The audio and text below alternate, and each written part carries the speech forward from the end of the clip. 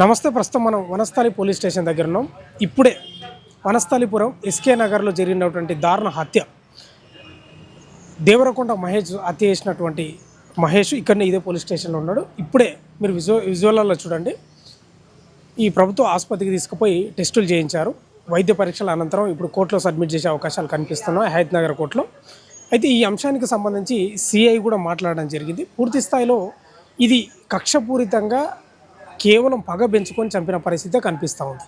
అయితే వీళ్లకు 2022లో వివాహం జరిగింది. దేవరకొండ మహేష్, బుద్ధార్తి సునీత. మహేష్దేమో పెద్దపల్లి జిల్లా మంతని, ఈ బుద్ధార్తి సునీతదేమో మహారాష్ట్రలోని చంద్రపూర్ జిల్లా బలార్పూల్ మండలం తిలక్వాడ గ్రామానికి చెందిన వీళ్ళు గతంలో లవ్ చేసుకొని మ్యారేజ్ చేసుకున్నారు 2022లో. 2023లో విడాకులు జరిగినాయి. అయితే 2022లో మ్యారేజ్ చేసుకున్న తర్వాత వీళ్ళు 2023లో కెనడాకి వెళ్ళిపోయారు ఇద్దరు. కానీ అక్కడ మనస్పర్ధలు రావడంతో సునీత తిరిగి 2023 ఎండింగ్లోనే వచ్చింది. 2024లో 24లో చంద్రపూర్లోనే పోలీస్ స్టేషన్లో కేసు నమోదు చేయించింది. నాపై అంటే గృహహింస కేసు నమోదు చేయించింది. నన్ను చాలా ఇబ్బంది పెడుతున్నాడు, ఉండలేకపోతున్నాం, చాలా గృహహింస ఇబ్బంది పెడుతున్నాడు అని కేసు పెట్టడంతో కేసు నమోదైంది. అయితే 2024లో వీళ్ళు విడాకులు తీసుకున్నారు. అయితే విడాకులు తీసుకున్న తర్వాత సునీత హైదరాబాద్లో ఉంటూ సాఫ్ట్వేర్ ఇంజనీర్గా పనిచేస్తుంది. అక్కడనే పరిచయం అయినటువంటి ఇప్పుడు ప్రజెంట్గా భర్త ఉన్నటువంటి శ్రీనాథ్ను పెళ్లి చేసుకున్నది. వీళ్ళది కూడా లవ్ మ్యారేజ్. రెండో భర్తది కూడా లవ్ చేసుకొని పెళ్లి చేసుకున్నారు వీళ్ళు.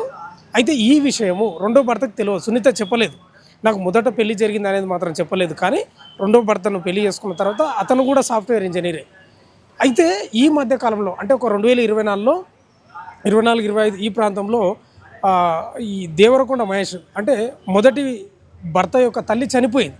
అయితే ఆయన కెనడా నుంచి రావడం జరిగింది. అంతకుముందే వచ్చిండు, తర్వాత మళ్ళీ రావడం జరిగింది. అయితే తల్లి అంత్యక్రియలు పూర్తయిన తర్వాత మళ్ళీ పోవడానికి వీసా అప్లై చేసుకుంటే రాలేదు. మీ మీద కేసు ఉంది కాబట్టి పోలీస్ స్టేషన్లో వీసా రిజెక్ట్ కావడం జరిగింది.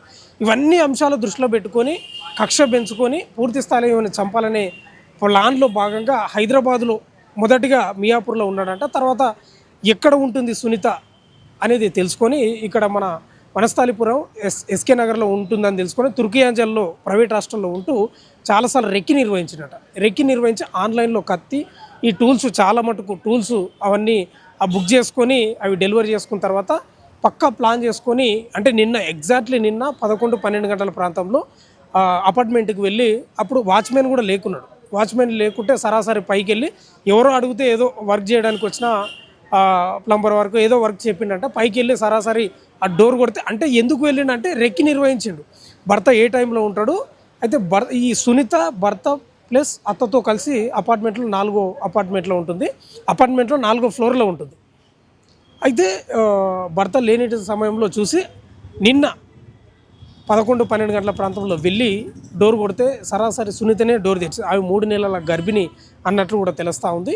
ఇక సరాసరి ఆయన తనతో తెచ్చుకున్నటువంటి 2-3 కథలతోటి దారుణంగా హత్య చేసి అయితే హత్య చేసిన తర్వాత కూడా ఏం పారిపోలేదు. ఇంట్లోనే ఉండి లాక్ వేసుకొని పెద్ద అరుపులు రావడం, స్థానికులు అంటే ఆ అపార్ట్మెంట్లో మిగతా ఫ్లోర్లలో ఉన్న వాళ్ళు రావడం, వస్తే లోపలికి వస్తే డోర్ వేసుకొని బయట లోపల నుంచే వస్తే బెదిరించడం, వస్తే పెట్రోల్ పోసుకొని చనిపోతాని ఇట్లా 100 డయల్కు ఫోన్ చేయడంతో వనస్థలిపురం పోలీసులు వెళ్ళి ఆ డోర్ లాక్ తీయడం ఇక రకరకాల వాళ్ళు ప్రయత్నాలు చేసి మొత్తం దేవరకొండ మహేష్ను పోలీస్ స్టేషన్ తీసుకొచ్చారు. నైట్ నుంచి ఇక్కడనే ఇదే పోలీస్ స్టేషన్లో ఉన్నాడు. ఇప్పుడే వైద్య పరీక్షలు పూర్తయినాయి. ఇప్పుడు నెక్స్ట్ హయత్ నగర్ కోర్టులో ప్రవేశపెడతారంట.